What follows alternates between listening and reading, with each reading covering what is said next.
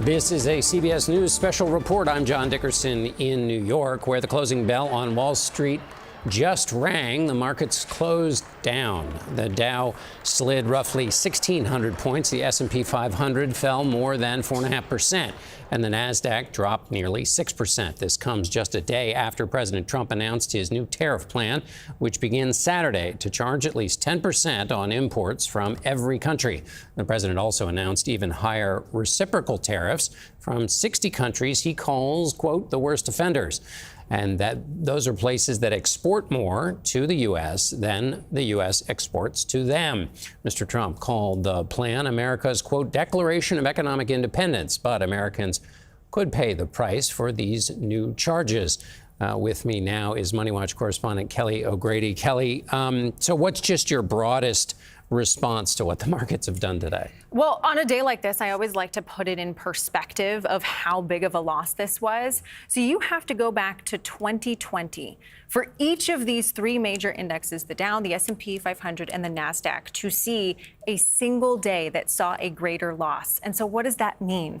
That was COVID. Yeah. Right? Investors are looking at today and sort of, at least in terms of how the market reacted, putting these two equal. Now, three reasons, I think, why there was so much of a sell-off. Investors really did not price in those reciprocal tariffs. It was not expected. We expected it to be a smaller amount of countries. They guessed wrong. They guessed wrong, right. Exactly. This is a big, sweeping, massive move, whereas they thought, oh, he might tinker, he might do, but... Okay. Exactly. And I mean, we had been talking about uncertainty for the longest time, and so it really plays into that. What they're also thinking is there's going to be the potential for higher prices, higher inflation, and maybe the consumer pulls back on spending. This was also not just Wall Street looking at how companies are going to do, but how Main Street is going to do, that the consumers are going to feel pain. And you sort of put that all together, and it could mean an economic slowdown. Now, investors might be wrong. There's, daily fluctuations, and long term, this could mean good news. But in the short term, investors bet that this was not going to be good news. Right. Now, were there sectors that, well, let's talk about the Nasdaq and technology companies. A lot of them do their manufacturing outside of the United States. The theory behind the president's plan is that this is going to bring manufacturing back to the United States. But that doesn't happen overnight. These companies have to manage that. No, it doesn't happen overnight, and it doesn't happen without billions and billions of dollars of investment. Tech was really hit hard. So the S&P 500, it lost $2 trillion, nearly $2 trillion in value. Nearly half of that came from 7 big tech stocks. And I highlight that because there's a couple of things when you think about tech and losses there. So Apple's a really good example. A lot of these companies, they have manufacturing in China. It's going to be really hard to bring that here, as you just mentioned. But it's also a big market for them. And China is likely to retaliate. And so that was what you saw flow through some of the tech stocks. But if you were looking at your 401k today, you probably also said, oh, no. And that is because tech drives the S&P 500, as I just said, and a lot of your 401k is invested in funds that track the S&P 500.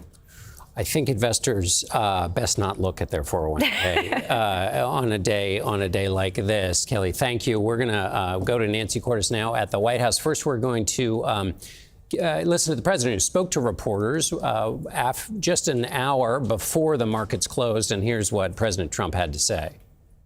I think it's going very well. It was an operation, like when a patient gets operated on, and it's a big thing. I said this would exactly be the way it is. We have $6 or $7 trillion coming into our country, and we've never seen anything like it. The markets are going to boom, the stock is going to boom, the country is going to boom, and the rest of the world wants to see, is there any way they can make a deal?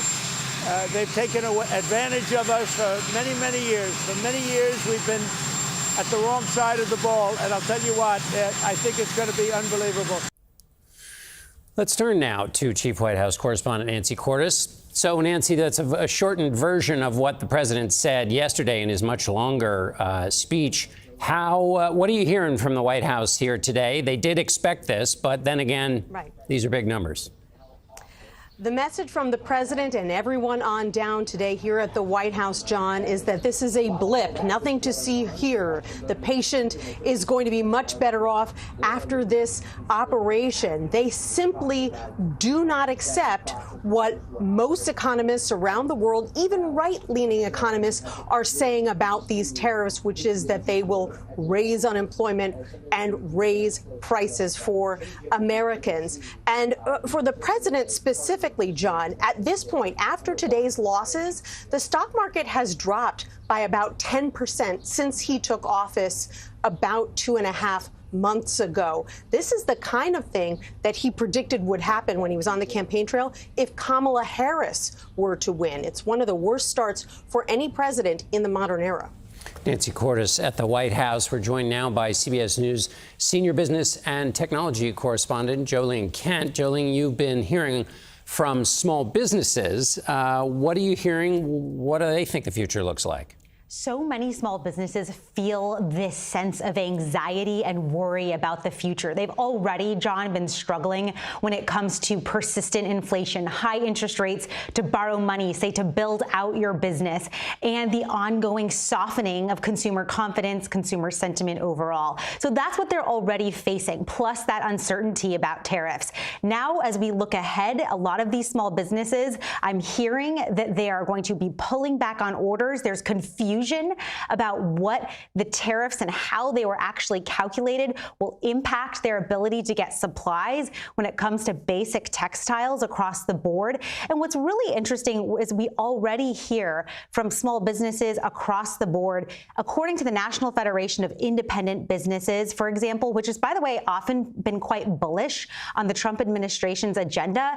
They have said in their recent survey, uncertainty is high and rising on Main Street, and confidence that the economy will continue to grow is fading. Now, remember, small businesses make up such a huge part of the labor market, of the economy, of GDP, of where people are spending their money. And so this uncertainty really feels different this time around. It feels like some of the promises from President Trump's campaign are really falling off, because now, with the market sliding and so much more prevailing anxiety for these small business owners, they feel like their back is up against a wall in a lot of ways. And this is interesting because it's hitting across, different retailers and suppliers and people who make all kinds of different things and do all kinds of different services, from retail to hospitality. We're feeling and hearing that the anxiety is real.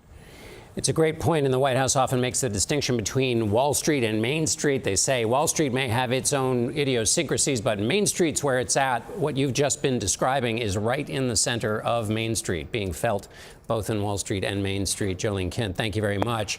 Our coverage will continue on CBS News 24/7, your local news, and tonight on the CBS Evening News. This has been a CBS News Special Report. I'm John Dickerson.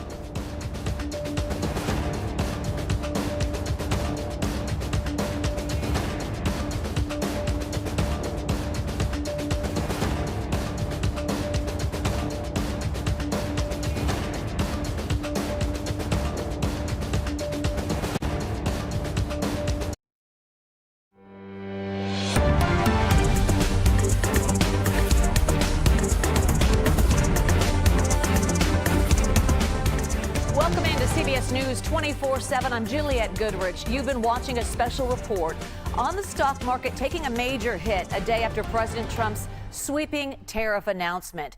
New tariffs on foreign cars took effect today. So in Michigan, a Detroit suburb home to several major auto plants, they're bracing for impact right now. We're talking about Sterling Heights, where you'll find auto plants for both Ford and Stellantis. Those companies own brands like Ford, Dodge, Chrysler, Jeep, Maserati, and more. Michael Taylor, the mayor of Sterling Heights, joining us live now. Michael, thanks for joining us again. We spoke to you yesterday before the president's announcement. Now we've heard about the tariffs. What is your reaction today? Well, it's been awful. I mean, you can see the stock market is reacting, investors are reacting, and people are scared. I've even talked to a couple of Trump supporters who are, wondering if this has gone too far. So it's been very bad so far, and I'm afraid we haven't even felt the worst of it. Yeah, we're seeing reactions from both Ford and Stellantis right now following Trump's tariff rollout. What are you learning and what do you make of it? Well, we're learning little by little. So we heard today that the Sterling stamping plant that's run by Stellantis in Sterling Heights is going to be temporarily laying people off. We're hoping it's very temporary, but we're sort of in the dark. We've had very little communication. I've had no communication from the White House, which is rare. Previous administrations have collaborated a lot more closely, including Trump in his first term. So we don't know exactly how this is all going to shake out. And I think businesses are sort of waiting on the sidelines, trying to figure that out, too. So the president brought a retired auto worker from Michigan up on stage yesterday. Let's listen to what he had to say. Thank you, Mr. President. I grew up just north of Detroit, Michigan, in Macomb County, known as the home of the Reagan Democrats. My first vote for president was for Ronald Reagan. I thought that was going to be the best president I ever saw in my lifetime until Donald J. Trump came along. I have watched my entire life, I have watched plant after plant after plant in Detroit and in the metro Detroit area close. There are now plants sitting idle. There are now plants that are underutilized. And Donald Trump's policies are going to bring product back into those underutilized plants. There's going to be new investment. There's going to be new plants built. And the UAW members, and I brought 20 of them with me, they're sitting right over here. We support Donald Trump's policies on tariffs 100%. So, Mr. President, we can't thank you enough. And in 6 months or a year, we're going to begin to see the benefits. I can't wait to see what's happening 3 or 4 years down the road. Thank you, Mr. President. All right, these are comments from a retired auto worker from Michigan. So, Michael, what is your reaction to those comments? Well, listen, I like Brian Pannebecker. I know him. I've met him several times, and he certainly has found a supporter in Donald Trump. I think he's wrong. I think that these tariffs have gone way too far, that they're not going to be bringing workers back to Michigan and to Macomb County, that the opposite is going to be true. I think we're going to see higher prices for automobiles. We're going to see more pressure put on residents who live in cities like Sterling Heights, which is a blue-collar town. We're not a wealthy suburb by any stretch of the imagination. So those workers and those people are going to be squeezed by these tariffs. And any benefits, I think, is just speculative and wishful thinking. It would take years and years to see those. So I like Brian. I respect him, but I disagree with him on this one. All right, Michael Taylor, mayor of Sterling Heights. Appreciate your time again. Thank you. Well, CBS News is tracking the impact of Trump's new tariffs in real time. So taking a look at where we stand as the new auto tariffs kick in. So this graph shows the already rising cost of new cars in recent years. A small SUV that cost $30,000 in 2020 set you back more than $36,000 last month. Similarly, a used car that cost $20,000 in 2020 jumped to $27,000. And when it comes to groceries, the price tracker shows the changing cost of things like apple juice, avocados, bananas, bell peppers, and blueberries. All these goods mostly imported from Canada, Mexico, China, and other countries.